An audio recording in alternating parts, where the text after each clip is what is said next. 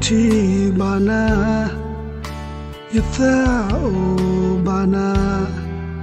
edo masajina po namine da pwale odo asrudi edo masajina nasi kusrulaya oh po nalo ni lo bekwe po nalo bani so ti po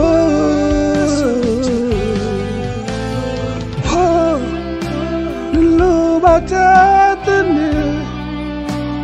po nalo bani na tak huja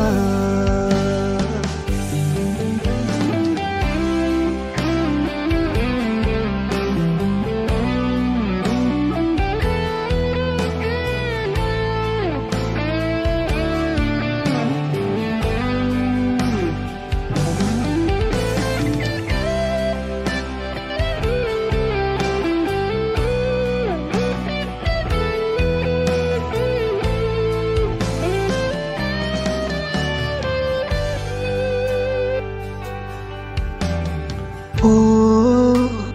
payuti bana yatha o bana edo masajina po namine da pwale odo asrudi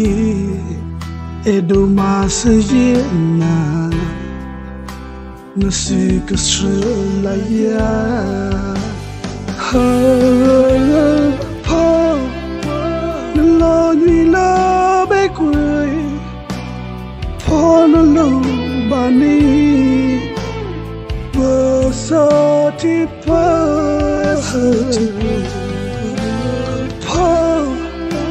nalo batatane po nalo bani tak huja oh po nalo ni lo bekwe po nalo bani so ti po